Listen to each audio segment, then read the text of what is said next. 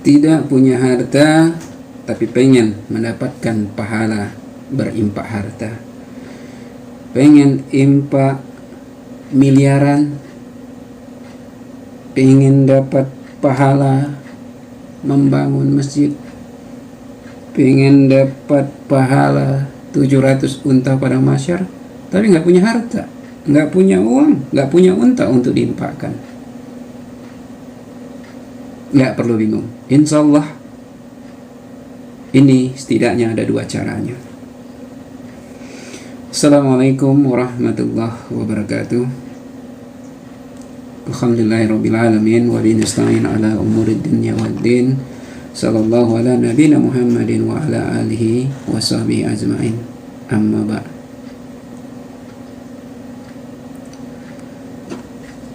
Saudara-saudariku, kaum muslimin muslimat dimanapun berada, yang insya Allah selalu mendapatkan berkah dan rahmatnya dari di dunia hingga di hari akhir nanti.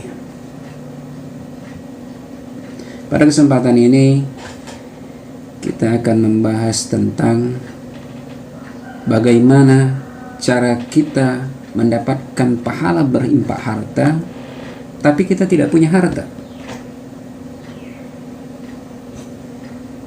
Contohnya beberapa waktu yang lalu ketika dalam wabah ini, seorang wanita pimpinan perusahaan kosmetik Wardah menyumbangkan 40 miliar untuk ke tenaga medis, rumah sakit dalam rangka untuk penanganan virus corona COVID.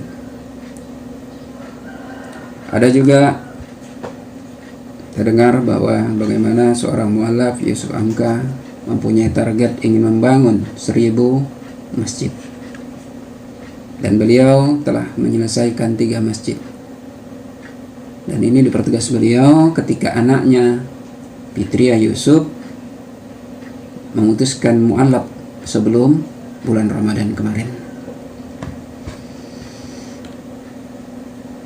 Atau kebetulan beberapa waktu yang lalu kami juga ada meluncurkan tentang bagaimana impak unta padang masyar, di mana orang yang berimpak unta berimpak unta, maka ia akan mendapatkan 700 unta di padang masyar.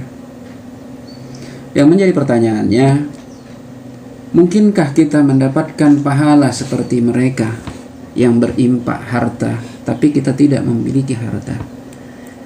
Kita ingin berimpak seperti Ibu Nur Hayati, berimpak 40M, tapi kita tidak punya uang itu. Kita ingin mendapatkan pahala membangun masjid seperti Bapak Yusuf Hamka, tapi kita tidak punya uang untuk membangun masjid.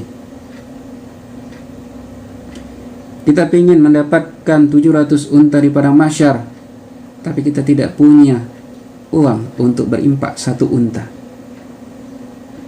Bagaimana caranya? Allah telah mudahkan itu.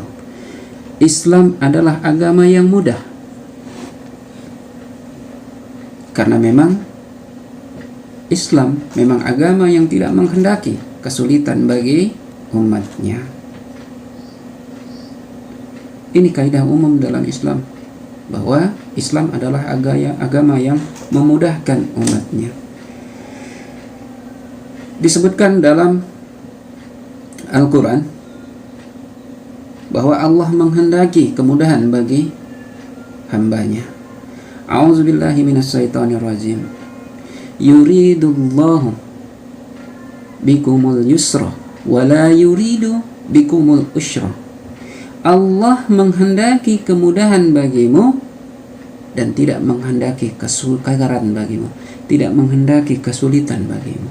Ini disebutkan dalam surat Al-Baqarah 185. Ayat ini, kalimat ini berkaitan dalam ayat tentang kemudahan dalam bulan puasa. di mana puasa dalam bulan Ramadan adalah kewajiban. Tapi bagi orang-orang tertentu yang memiliki uzur diberi kemudahan. Siapa yang sakit, siapa yang dalam perjalanan, maka dia bisa mengganti puasanya sebanyak yang ia tinggalkan. Ini disebutkan di surat Al-Baqarah ayat 185. Dalam ayat lain juga disebutkan, di antaranya di surat Al-Hajj, wa ma ja'ala 'alaikum bid-dini minal haraj. Allah sekali-kali tidak menjadikan suatu kesempitan, suatu kesukaran, kesulitan untuk kamu dalam beragama. Ini disebutkan dalam surat Al-Hajj ayat 78. Ayat ini berkaitan dengan perintah berjihad di jalan Allah. Berjihad di jalan Allah dengan sebenar-benarnya jihad. Tapi Allah tidak mungkin memberikan kesulitan, karena berjihad dilakukan juga berdasarkan kemampuan kita masing-masing. Makanya ketika setelah ayat ini disebutkan, ikuti agama orang tuamu, agama Ibrahim. Dia telah menamaimu sekalian orang-orang muslim dari dahulu. Ini kemudahan. Allah tidak menghendaki kesulitan bagi kita. Lalu bagaimana dengan hubungannya tadi? Ingin kita mendapatkan pahala infak harta tapi tidak punya harta. Bisakah? Insya Allah di sini dua cara kita mendapatkan pahala infak harta. Yang pertama, bagikan informasi tentang infak harta.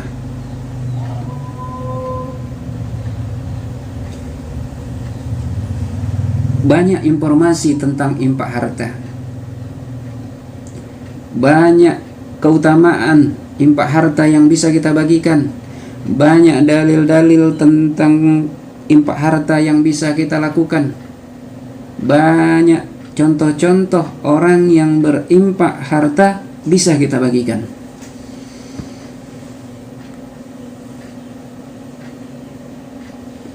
Kalau bahasa Ustadz Abdul Somad, like, share, comment, subscribe. Itu termasuk cara bagaimana kita bisa membagikan informasi keutamaan infak harta.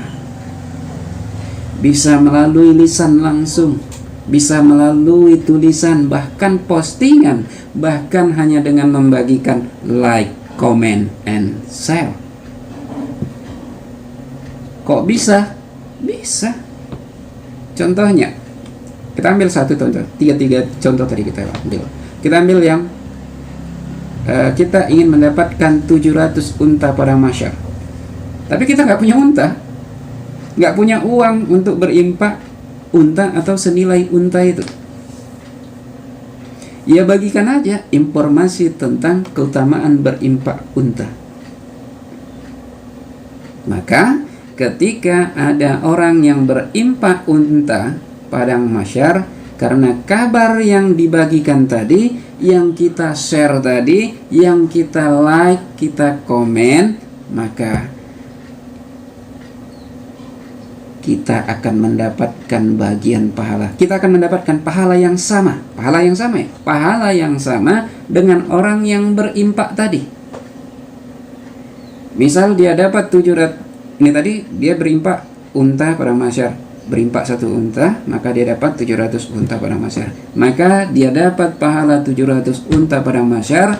Maka Anda yang ikut membagikan postingan, Anda yang ikut berbagi informasi tentang keutamaan infak unta padang masyar, dan dia termotivasi dari karena yang Anda bagikan tadi, maka Anda juga mendapatkan 700 unta padang mahsyar. Dia juga dapat 700. Karena disebutkan juga karena memang tidak mengurangi dari pahala orang tersebut. Sama-sama dapat 700. Apa dalilnya? Ini disebutkan dalam Sahih Muslim, di mana Rasulullah SAW bersabda, barang siapa yang memulai pekerjaan baik dalam Islam, maka ia akan mendapatkan pahalanya dan pahala orang yang mencontoh perbuatan itu, tanpa mengurangi pahala mereka sedikit pun. Jadi, Anda mendapatkan pahala berbagi, Anda juga mendapatkan pahala yang sama dengan orang yang mengikuti Anda. Jadi Anda dapat pahala berbagi ilmu, dapat pahala 700 unta padang mahsyar. Masya Allah, mudahnya mendapatkan pahala dalam Islam. Itu cara yang pertama. Masuk kita ke cara yang kedua. Cara yang kedua, niatkan dan ucapkan infak yang sama atas orang yang berinfak di jalan Allah. Ini kadang masih ada pertanyaan bagi kita. Bang, masih malu lah bang bagi-bagi informasi di sosmed. Ntar dikira kayak ustadz pula aku. Apa nggak ada cara yang gampang? Posting-posting gini nanti udah dibilang kayak udah baik kali awak, sogan awak katanya. Oh, itu pun Allah masih mudahkan, Islam masih mudahkan ajarannya, masih bisa kita lakukan. Karena dalam Islam itu akan bertingkat. Ketika kita menapak pada satu tempat, kita akan menapak pada yang lainnya. Setelah kita bersyahadat, maka muncul syariat untuk sholat. Enggak ujuk-ujuk Anda harus sholat dulu, tapi syahadat dulu, masuk Islam dulu, baru sholat. Ini gambaran amalan dalam Islam. Ini kemudahan dalam Islam. Jadi kalau kita pun masih malu lagi berbagi, masih ini, oke, kita masih baru, masih belajar, baru-baru mau hijrah, apalagi ini bulan Ramadan, coba, oke. Mulai dari niat dan ucapan. Niatkan dan ucapkan infak yang sama atas orang yang berimpak di jalan Allah. Maka insya Allah kita akan dapatkan pahala yang sama dengan orang yang berimpak tersebut. Masih bingung? Ini contohnya. Kita ambil contoh yang satu tadi, yang infak utama padang mahsyar udah ya. Ini Ibu Nur Hayati dari Wardah yang berimpak 40 M untuk rumah sakit dan tenaga medis perlengkapannya. Dan Bapak Yusuf Hamka, seorang mu'allaf yang menargetkan akan membangun 1000 masjid, dan sekarang alhamdulillah sudah terbangun 3 masjid. Oke, ini kita ambil contohnya. Bang, aku mau infak yang 40 M aja dulu. Oke. Karena ya 40 M, apalagi sekarang lagi apa ini ya? Kita lagi dalam kondisi marak musim penyebaran virus corona di mana-mana. Tentu infak ini dibutuhkan oleh tenaga medis kita. Memang kita tidak pungkiri ini butuh kemauan dan kesabaran kita semua untuk mengatasi ini. Tidak bisa kita hanya berpangku tangan pada pemerintah saja, pada orang per orang saja, tapi ini harus kemauan kita bersama. Karena memang dalam kondisi wabah, jangankan dalam kondisi wabah, dalam kondisi normal aja banyak penyelewengan, banyak yang tidak seiring selangkah, apalagi kadang dalam wabah, dalam kesempitan pun tetap ada hal seperti itu. Maka ya, jika memang tadi ini mau impak 40M untuk tenaga medis, oke. Gimana caranya? Yang pertama, niatkan. Andai saja aku memiliki harta, niscaya aku akan melakukan seperti amalan si fulan. Seperti amalan si fulan. Oh, atau saya bacakan dulu hadisnya ya, biar kita nggak bertanya-tanya, ini apa pula nanti kalau orang Medan bilang wa'labu ini, wah wa'labu kawan ini bercakap aja, tak ada dasarnya. Nah, ini kita bacakan dulu dalilnya ya. Ini disebutkan dari riwayatnya Abu Qabsyah Al-Anmari bahwa Rasulullah SAW bersabda, 3 hal aku bersumpah atasnya dan aku akan mengatakan sesuatu hal pada kalian, hendaklah kalian menjaganya. Rasulullah SAW bersabda, tidaklah harta seseorang berkurang karena sedekah. Tidaklah seseorang diperlakukan secara lalim lalu ia bersabar, melainkan Allah akan menambahkan kemuliaan baginya. Dan tidaklah seorang hamba membuka pintu minta-minta, maka Allah akan membuka pintu kemiskinan untuknya. Jadi Nabi mengulangi hal ini, dan hendaklah kalian menjaganya. Ini pesan Nabi. Lanjutan hadis ini menceritakan bahwa Rasulullah SAW bersabda, sesungguhnya dunia itu untuk 4 orang. Pertama, seorang hamba yang dikaruniai Allah dengan harta dan ilmu. Dengan ilmu ia bertakwa kepada Allah, dan dengan harta ia menyambung silaturahim, dan ia mengetahui Allah memiliki hak padanya, dan inilah tingkatan yang paling baik. Ini tingkatan yang pertama. Yang kedua, selanjutnya hamba yang diberikan Allah ilmu tapi tidak diberikan harta. Niatnya tulus. Ia berkata, andai saja aku memiliki harta, niscaya aku akan melakukan amalan seperti si fulan. Maka ia akan mendapatkan apa yang ia niatkan. Pahala mereka berdua sama.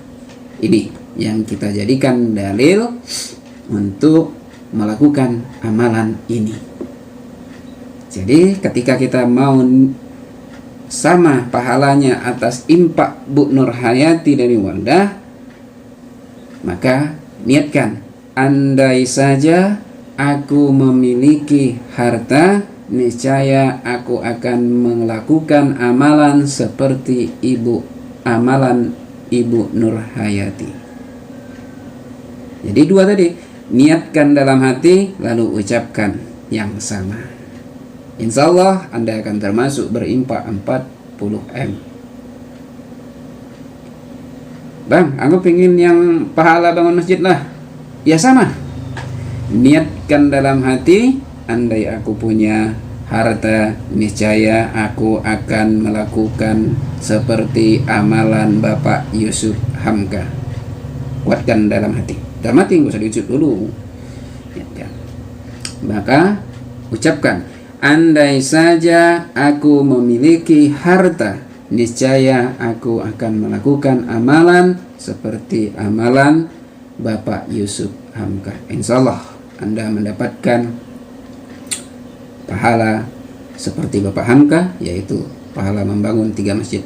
Karena beliau sudah membangun 3 masjid. Kalau 1000-nya masih target. Insya Allah kita doakan, kita aminkan. Insya Allah Allah beri kemudahan kepada beliau untuk mewujudkan cita-citanya, hajatnya tersebut. Apalagi beliau anaknya udah juga ikut mualaf, insya Allah bisa meneruskan perjuangannya. Dan yakin Bapak Yusuf Hamka, meskipun Anda tidak mencapai hajat sampai 1000, salah satu ciri orang yang masuk golongan pertama masuk surga adalah orang yang ketika meninggal masih terkumpul hajatnya yang belum tertunaikan.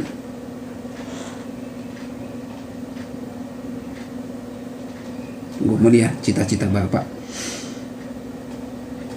Ini disebutkan, udah kebetulan saya tuliskan juga dalam buku Jejak dalam Buku Perjalanan Akhirat. Itu salah satu ciri golongan orang-orang yang pertama masuki surga. Ketika dia meninggal masih banyak hajat kebaikan yang belum tertunaikan. Tapi mudah-mudahan Allah mudahkan Bapak untuk dapat mencapai hajat membangun 1000 masjid. Ini 2 cara tadi. Yang pertama tadi berbagi postingan, berbagi cerita, berbagi kisah tentang keutamaan infak harta dan lainnya, baik melalui lisan kita, perbuatan kita, ataupun melalui postingan, like, share, komen pun bisa. Itu yang pertama. Yang kedua, niatkan dan ucapkan infak yang sama seperti orang yang berinfak harta di jalan Allah. Sepertinya mudah kali bangnya amalan dalam Islam. Ya memang itu. Allah nggak beri sulit kepada kita. Dan ini sesuai dengan kaidah dasar dalam Islam. Ini disebutkan dalam Sahih Al-Bukhari. Yang pertama hadisnya nih, dari riwayatnya Umar ibn Khattab radhiyallahu anhu. Innama a'malu bin niyat. Semua perbuatan tergantung niatnya. Jadi ketika kita mau berbuat baik, itu udah kita niatkan, itu udah dapat pahala. Ini tadi udah dapat pahala. Makanya jangan segan untuk meniatkan kebaikan aja, udah niat. Kita belum bisa keluar dari masalah kita belum bisa keluar dari maksiat kita, tapi niatkan kita keluar dari maksiat, itu udah pahala bagi kita. Insya Allah Allah akan tuntun kita ke jalan yang lurus. Insya Allah Allah akan tuntun kita keluar dari maksiat yang kita lakukan. Yakin itu. Semoga amalan 2 ini menjadi amalan kita untuk meningkatkan derajat kita di hari akhirat. Insya Allah Allah gabungkan kita termasuk bersama orang-orang yang bertakwa. Amin ya rabbal alamin. Billahi taufiq wal hidayah. Assalamualaikum warahmatullahi wabarakatuh.